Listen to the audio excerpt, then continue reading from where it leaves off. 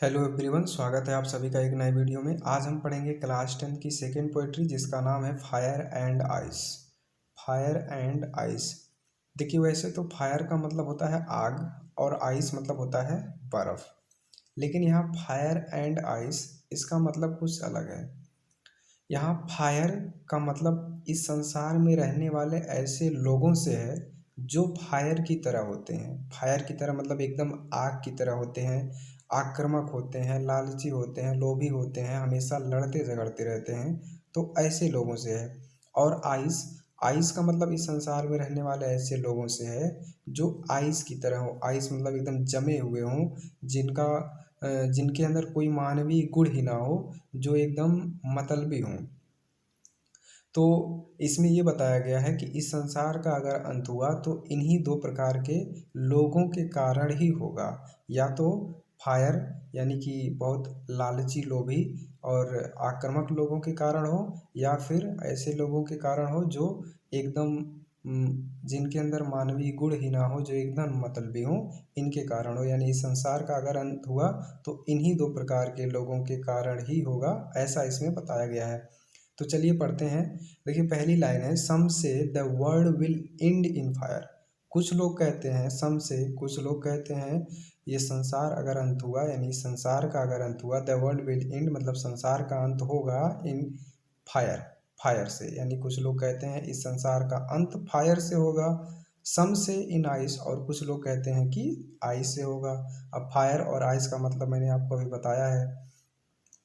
आगे दिया है, from what I have tested of desire. और राइटर कहते, सॉरी पोएट कहते हैं, from what I have tested of desire, जहाँ तक मैंने टेस्ट किया है, डिजायर मतलब इच्छा को। यानी कहने का मतलब पोएट कहता है कि जहाँ तक मेरा अनुमान है, जहाँ तक मेरा मानना है, आई होल्ड विद दोज, तो मैं उन लोगों के साथ हूँ हु फेवर फायर, जो फेवर में है यानी पक्ष में है आग के, सॉरी आग के नहीं, फेवर फायर के पक्ष में है। कहता है आई होल्ड विथ दोज, मैं उनके साथ हूँ हु फेवर फायर, जो फायर के पक्ष में है। यानी राइटर, सॉरी पोएट कहते हैं कि मैं उन लोगों के पक्ष में हूँ जो फायर के पक्ष में है। यानी जो लोग कहते हैं कि इस संसार का अंत फायर से होगा, मैं उन लोगों के पक्ष में हूँ। यहाँ आग कहना गलत होगा, क्योंकि आग से नहीं, फायर का मतलब अभी बताया है मैंने, फायर का मतलब ऐसे लोगों से है जो आग की तरह हों। तो फिर से देख लेते हैं, सम से the world will and in fire, कुछ लोग कहते हैं संसार का अंत फायर से होगा। सम से इन आइस, और कुछ लोग कहते हैं कि आइस से होगा।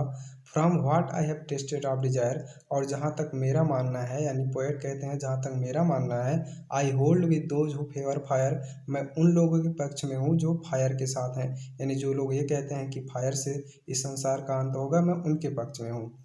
आगे, but if it had to perish twice, लेकिन, बट लेकिन, if it had to perish twice, अगर इसको दो बार तबाह होना पड़ा, यानी अगर ये संसार दो बार तबाह होना पड़ा इस संसार को, I think I know enough of hate, तो मुझे लगता है कि मैं इनफ मतलब पर्याप्त जानता हूँ हेट के बारे में, टू से कहने के लिए, दैट फॉर डिस्ट्रक्शन की बर्बादी के लिए, तबाही के लिए, ice is also great, ice भी पर्याप्त है। यानी आइस भी बर्बादी करने के लिए पर्याप्त है। एंड वुड सफिस, और पर्याप्त होगा, यानी इस संसार को बर्बाद करने के लिए आइस भी पर्याप्त है।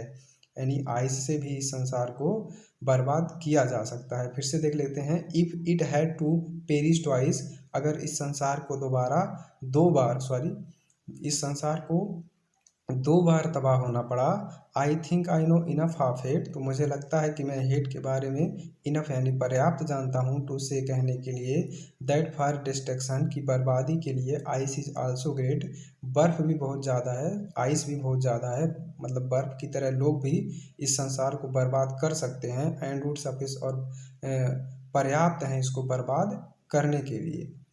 तो आई होप आपको समझ में आया होगा फायर एंड आइस। अगर आपको समझ में आया हो तो आपसे रिक्वेस्ट है कि वीडियो को लाइक ज़रूर कीजिए, चैनल को सब्सक्राइब कीजिए और अपने दोस्तों के साथ शेयर कीजिए। थैंक्स फॉर वाचिंग, देखने के लिए आप सभी का बहुत बहुत धन्यवाद।